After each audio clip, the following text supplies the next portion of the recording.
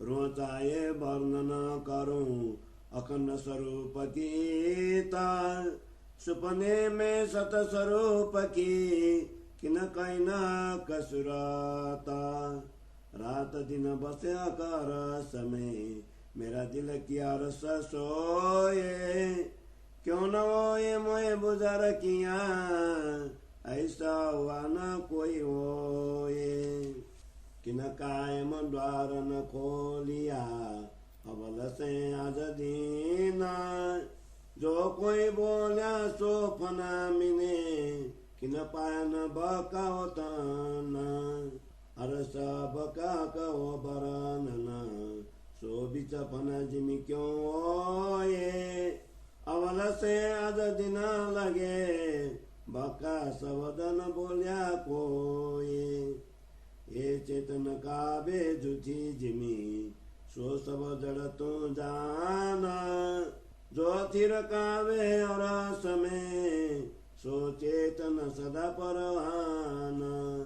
ये जूती रवे से और है और समय और न्यामाता। एक निमुना रस जानने पर बने न तफावता। सतलोक मृतलोक दो कहे और स्वर्ग कयामृता। जो नीके किताबें देखिए तो ये सब उड़स्य साता। इन जुती जिमे में कहता हो सात जूत हैं दोए। जब आगो अरस के देखिए तब इनमें न साचा कोये।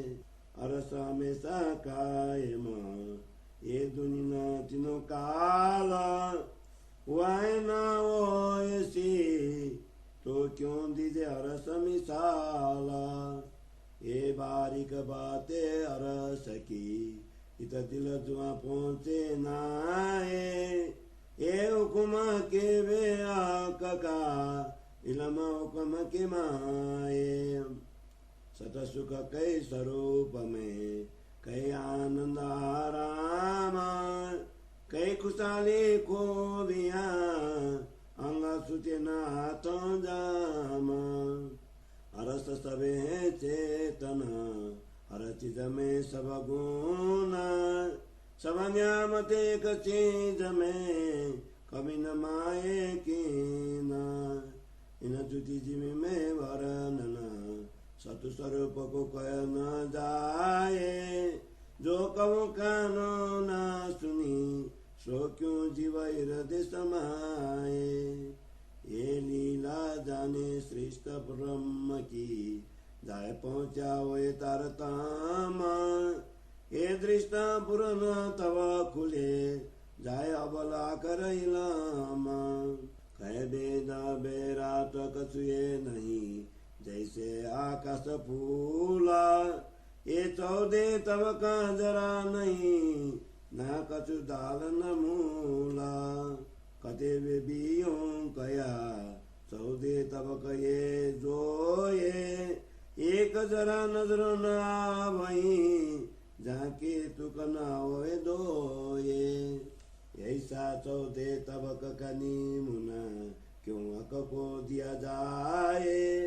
ये शब्द जुति जीमिका क्यों सकी अरस पहुँचाए। कही जाए न शोभाई न मुखा ना कछु दई जाए साक। एक जरा अपन पहुँचई जो शब्द कहिए कई लाख। ना रस बका किन देखिया ना कछु सुनिया कान। तरफ भी किन पाई नहीं तो करे सो कौन बयान। एक कया रस जिमा दूजा सदर तुला मूता। तीसरा कया मलकूता जो अरस फिरस्तों का। ये तीनों अरस मुखते कहे पर बेबरा न पासे की न। ये दुनिया क्यों समझे हकीकत खोले भी न। हक हुकुम जाहिर हुआ नवाली हुए मेहरबान। खुली हकीकत मार पाता तो जाहिर करो फुरमान। तीनों का बेवरा एक रुया और फिरास्ते तीसरी कल काम जो उनकी ते उपजे रुए गिरों का इलाउती और फिरस्ते जबरूती और गिरों जो तीसरी जो कई मलकोती अबल खास रुआन की गिरो फिरस्तों की खासा काई और पुण्य की तीसरी ये जो आम खलक भाई दुनिया सरियत फजर बंदगी और फिरस्तों बंदगी की काता रुआ की कतई सका और इन पे मर फाता रुया सिक लाउती जाके और साजिम में ताना कया के दोस्त रुए कदीमी जो उतरे अरस मुमाना अरस कया दिल मोमिना जो मोमिना दिल आशा का सो मोमिना कसुएरा कहीं बिना रस भका का सोई मोमिना जानियो जोड़ा बेचो दे तबा का एक अरस के साहेब बिना और सब करे तरह का उतरे हैं अरस से वो वे कहे मोहम्मद मेरे भाई सो आक रखूं आवसी ये जो एलाई वे फाकिरांती माए मुझे उठायो नोम अकबर का तो दुनिया मिने ओसी सबई नौ से मोए इलम दिया कने सोई न को देसी मामा आकर बढ़ाई नो की कहे मुसाफर जिसे तमामा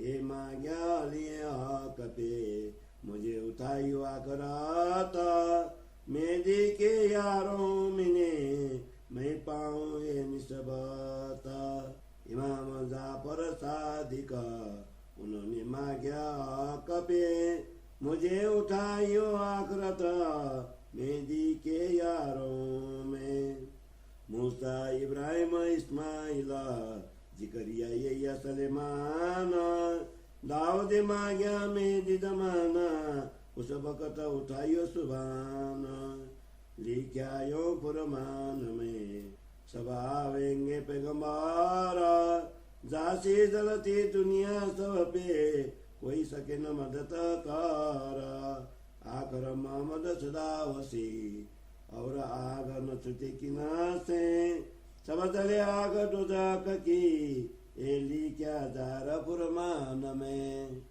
सब पैगंबर शर्मिंदे होसी भी चाकराता इधर चिपिना रहे काचुए खुले पटा की कटमार फाता पीठ देवे दूनी को जो मोमिना मुतलाका देखो कौला सबान के सब बोले बुधमा फाका भाई मैले बाहर जले सो तो कहे मुना फाका मासी वाला छोड़े मोमिना जामे कुपर नहीं रंचा का पाक दिल पाक रुआ जामे जरा न साका जाको ऊपर न दीमका एक जरा न रखे बिना का सरवर एक मोमिन के कई कुट मिलो खला का जाको मेरा करे मोमिना ताई सुपने नहीं दो जाका तुम सुनो मोमिनो वचना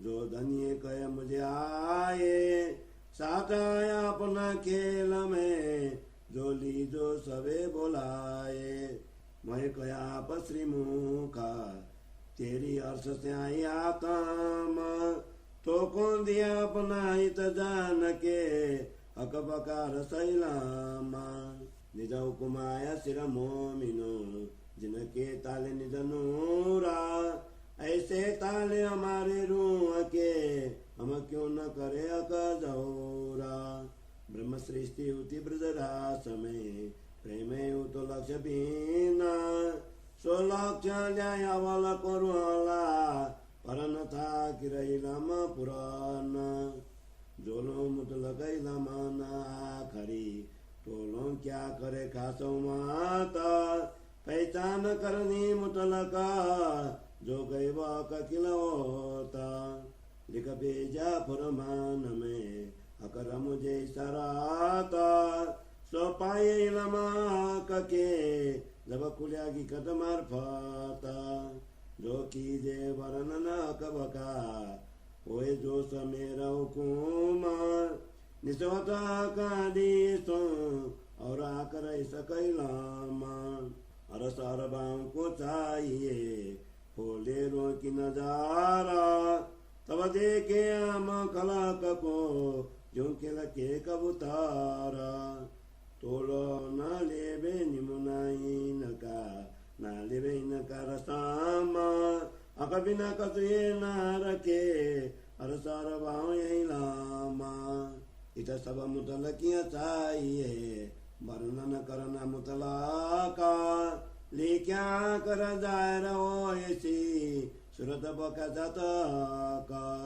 ले क्या बोला पुरमान में जाए रहो सी क्या माता जोलो वे लमा मुकैदा तोलो जाए रना कमर फाता जेती चीजे अरस में सो सब मुतलक न्यामाता सो मुतलक लमा बिना क्यों पाया का किलौता ये जो चौदे तबक का बात न तिन बात न का बात न नूरा ताको बे बात न नूरा बिलांदा के ना तिन बिलंदा का बात न जौरा ये बात न रस बारे किया सोए मुतलक क्यों इलामा अरस बका करे जायरा सब बिसते वे हुकुमा वर्णन करे बका की हम जो अरसरबा लेवे सब मुतला किया हम से रहे न कछु छिपा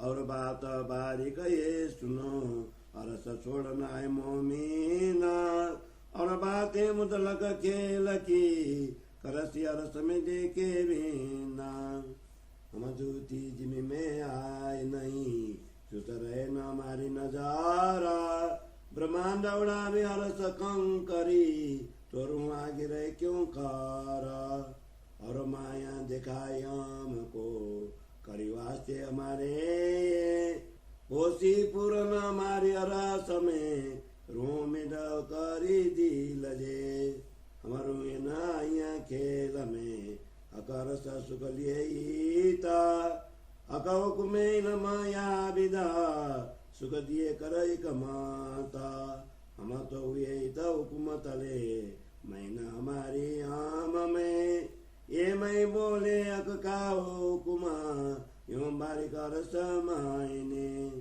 हुकुम किया चाहे वर्णना ले अका हुकुम मुतला का करना जार बित चुती जिमी जिता चुती न कबू की न साका जिमे ये त्याग दस गाइया दुल्हनी का बेवरा कारा हके हुकुमा तो अपने लिया जो दिया था मोहम्मद के सिर पारा जो दिया था मोहम्मद के सिर पारा जिन्हें ये त्याग दस गाइया दुल्हनी का बेवरा कारा हके हुकुमा तो अपने लिया जो दिया था मोहम्मद के सिर पारा जो दिया था मोहम्मद के सिर पारा चौपाई पैसा थी प्रकरण 1 चौपाई पैसा थी।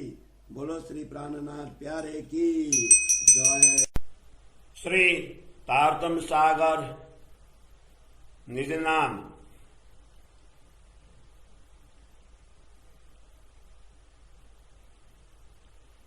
श्री श्रृंगार ग्रंथ प्रारंभ। श्री श्रृंगार ग्रंथ का अवतरण विक्रम संवत 1740 से 1748 के मध्य श्री पद्मावतीपुरी पन्ना में हुआ। इस ग्रंथ में पूर्ण ब्रह्म परमात्मा श्री राजा जी एवं श्री श्यामा जी के नख सीख पर्यंत के श्रृंगार का भावपूर्ण विवरण दिया है। पूर्ण श्रृंगार का वर्णन होने के कारण इसे महाश्रृंगार भी कहा गया है। इस ग्रंथ में कुल 29 प्रकरण एवं 2211 चौपाइयां हैं तथा भाषा हिंदी है। श्री किताब महाश्रृंगार की जो हुक्म में वर्णन किया।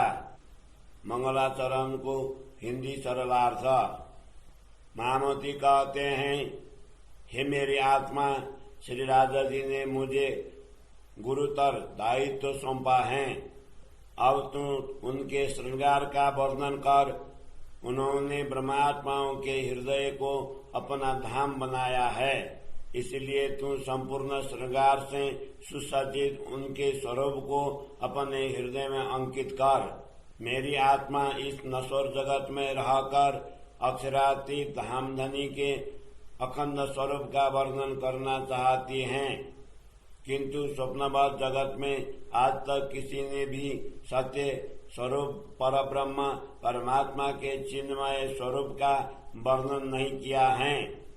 श्री राजा जी सर्वदा अखंड परम धाम में रहते हैं। अब उन्होंने मेरे हृदय को अपना परम धाम बनाया है, इसीलिए मुझे श्रेष्ठतम गौरव क्यों प्राप्त नहीं होगा। यह विशेषता आज तक किसी को भी प्राप्त नहीं हुई है और भविष्य में भी नहीं होंगी। सृष्टि के आरंभ से लेकर आज तक किसी ने भी अखंड धाम के द्वार खोलकर उसे स्पष्ट नहीं किया है। जिन महापुरुषों ने वर्णन करने का प्रयत्न किया वे भी नश्वर जगत तक भी सीमित रहे, उससे आगे अखंड का अनुभव नहीं कर सके। इस स्वप्नबद्ध जगत में अखंड प्रेम धाम तथा परब्रह्म परमात्मा के स्वरूप का वर्णन कैसे हो सकता है, क्योंकि सृष्टि के आरंभ से लेकर आज तक अखंड के विषय में किसी ने भी कुछ नहीं कहा है।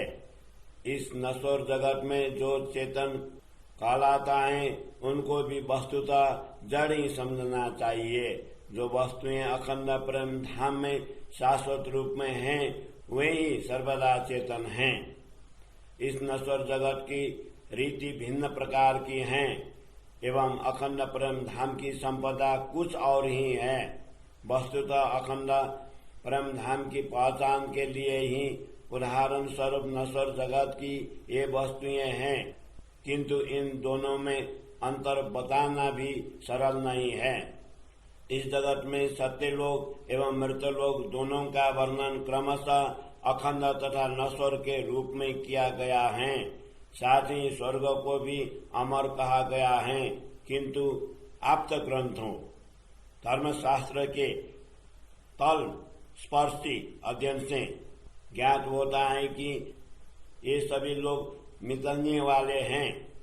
जब इस नश्वर जगत में बैठकर देखते हैं तो यहाँ पर सत्य तथा मिथ्या दोनों वस्तुएं दिखाई देती हैं।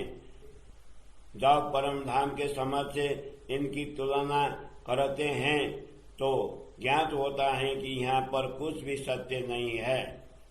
परम धाम सर्वदा अखंड है एवं इस जगत का अस्तित्व तीनों काल भूत वर्तमान एवं भविष्य में नहीं है। न कभी इसका अस्तित्व था और न ही होगा, इसलिए परम धाम के साथ इसकी तुलना कैसे की जाए। परम धाम का रहस्य अत्यंत गूढ़ है। वह मन और वाणी दोनों से परे हैं। इतना भी श्री राजा जी के आदेश द्वारा ही वर्णन हो रहा है, क्योंकि इसी आदेश के अंतर्गत इनका अलौकिक ज्ञान छिपा हुआ है। श्री राजा जी के अखंड स्वरूप में अनेक प्रकार के सुख, शांति, प्रसन्नता आदि विशेषताएं हैं। इसीलिए यह परमानंद ब्रह्म आत्माओं के हृदय से आठों प्रहर नहीं छूटता है। परम धाम की सभी सामग्रियां चेतन स्वरूप हैं। वहाँ की प्रत्येक वस्तु में सभी गुण विद्यमान हैं। इस प्रकार परम धाम की प्रत्येक वस्तु में सभी अमूल्य निधियां निहित हैं। कहीं भी किसी वस्तु का अभाव नहीं है। इस स्वप्नवत जगत में बैठकर अक्षरातीत परमात्मा के अखंड स्वरूप का वर्णन नहीं किया जा सकता। जिनके विषय में आज तक किसी ने कुछ भी नहीं सुना है, वह स्वरूप जीव के हृदय में कैसे अंकित हो सकता है। परम धाम की इस ब्राह्मी लीला को ब्रह्मात्माएं ही जान सकती हैं, जिनको तारतम ज्ञान प्राप्त हुआ है। उनकी दृष्टि तभी पूर्ण रूप से खुलेंगी जब उन्हें आरंभ का, शास्त्र आदि का एवं अंतिम समय तारतम्य ज्ञान प्राप्त हो जाएगा। जब उन्हें आरंभ का शास्त्र आदि का एवं अंतिम समय तारतम्य ज्ञान प्रयोग हो जाएगा। वैदिक ग्रंथों में इस विराट ब्रह्मांड के विषय में इस प्रकार कहा है कि आकाश पुष्प की भांति इसका कोई अस्तित्व नहीं है। इस ब्रह्मांड के 14 लोकों का लेश मात्र भी अस्तित्व नहीं है। न इनका मूल है और न ही शाखाएं हैं। इसी प्रकार कतिपय ग्रंथ में भी कहा गया है कि 14 लोक युक्त ब्रह्मांड अस्तित्वहीन है। यह तो दृष्टि में भी न आ सके ऐसे छोटे से अणु के समान है, जिसको 2 भागों में विभक्त नहीं किया जा सकता। इसीलिए परब्रह्म परमात्मा के लिए ऐसे अस्तित्वहीन 14 लोकों का उदाहरण कैसे दिया जाएगा। वस्तुतः इस नश्वर भूमि के शब्दों से अखंड परम धाम की उपमा नहीं दी जा सकती है। इस नश्वर जीवा के द्वारा अखंड परम धाम की शोभा व्यक्त नहीं की जा सकती और न ही इन शब्दों से वहाँ की साक्षी दी जा सकती है। उसके लिए यहाँ पर लाखों शब्दों का प्रयोग क्यों न करे, किंतु यहाँ का एक शब्द भी वहाँ तक नहीं पहुँच सकता है। अखंड परम धाम को न किसी ने देखा है और न ही किसी ने इसके विषय में सुना है। इसकी दिशा भी अभी तक किसी को प्राप्त नहीं हुई है, तो उसके विषय में किस प्रकार वर्णन हो सकता है। परब्रह्म परमात्मा के दिव्य धाम को परम धाम कहा गया है। दूसरा धाम अक्षर धाम कहलाता है, जहाँ पर अक्षर ब्रह्म अधिष्ठित हैं। तीसरा स्थान वैकुंठ है, जो ब्रह्मा विष्णु एवं महेश का स्थान है। इस जगत के लोग अपने मुख से तो तीनों धामों की बात करते हैं, किंतु किसी के पास भी उनका विवरण नहीं है। वस्तुतः इनकी यथार्थता को स्पष्ट किए बिना जगत के लोग इन्हें कैसे समझ पाएंगे। अब तो श्री राजा जी का आदेश, सदगुरु श्री देवचंद्र जी की असीम कृपा तथा रसूल मोहम्मद की साक्षी प्रत्यक्ष हो गए हैं। इनके द्वारा परम धाम की यथार्थता, ज्ञान, हकीकत एवं मूल पहचान विज्ञान मार्फत हो जाने से अब मैं कुरान के रहस्यों को स्पष्ट करता हूँ। कुरान में 3 प्रकार की सृष्टि का विवरण दिया है। उनमें सर्वप्रथम ब्रह्म सृष्टि रुआ तथा दूसरी ईश्वरी सृष्टि फिरस्ते अखंड है एवं तीसरी जीव सृष्टि आम खलक परमात्मा के द्वारा हो जा अथवा कुन कहने मात्र से उत्पन्न हुई है। उक्त तीनों समुदायों में ब्रह्मात्माओं को लाहौती परम धाम में रहने वाली ईश्वरी सृष्टि को जबरूती अक्षर धाम में रहने वाली एवं तीसरी जीव सृष्टि को मलकुती वैकुंठ में रहने वाली कहा गया है। इसी प्रकार ब्रह्म सृष्टि को खासल खास सर्वश्रेष्ठ, ईश्वरी सृष्टि को खास श्रेष्ठ एवं कुन कहने से उत्पन्न तीसरी सृष्टि को आम खलक सर्वसाधारण जीव कहा गया है। ये तीनों में सर्वसाधारण जीव कर्मकांड श्राव के द्वारा औपचारिक उपासना करते हैं एवं ईश्वरी सृष्टि ज्ञान के द्वारा उपासना करते हैं। साथ जी जागे सुन के शब्द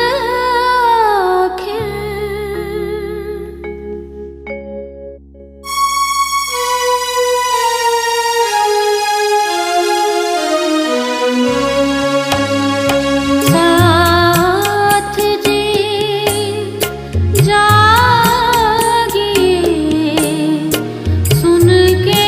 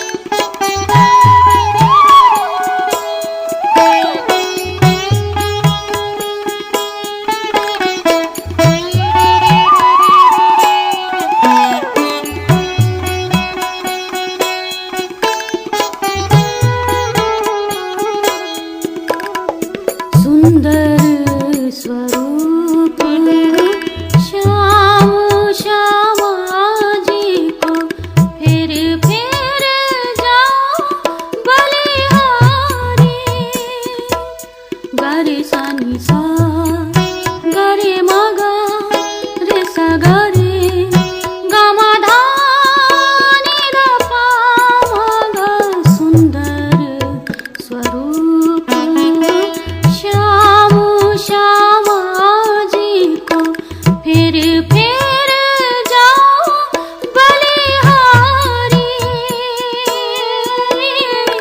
इन दो स्वरूपों दया करीजे, इन दो स्वरूपों दया करीजे। मुझ पर नजर तुम्हारी रे वारी वारी रे वारी, मेरे प्यारे वारी रे वारी।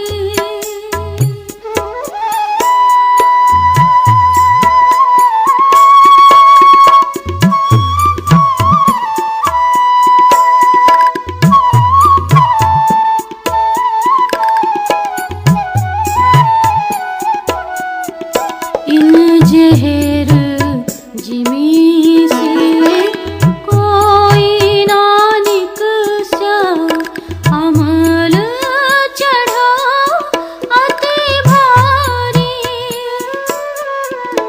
इन जहर जिमी से कोई ना निकसा, अमल चढ़ा अति भारी। मुझे देखते सैयाल मेरी, मुझे देखते सैयाल मेरी, कईयों जीत के बाजी हारी रे वारी वारी रे वारी, मेरे प्यारे वारी रे वारी।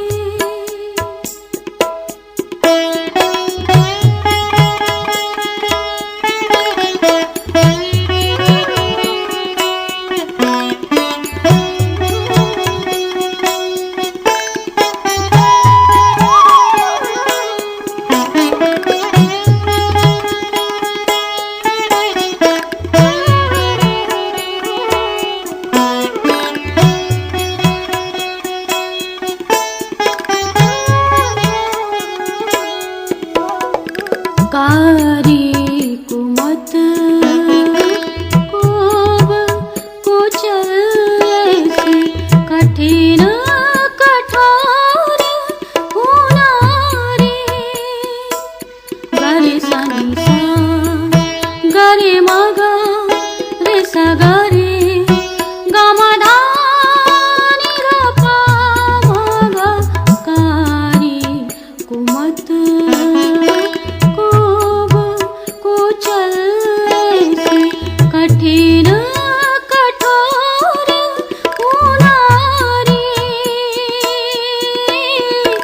आत्मा मेरी निर्मल करके, आत्मा मेरी निर्मल करके, सहजे पार उतारी रे वारी वारी रे वारी, मेरे प्यारे वारी रे वारी।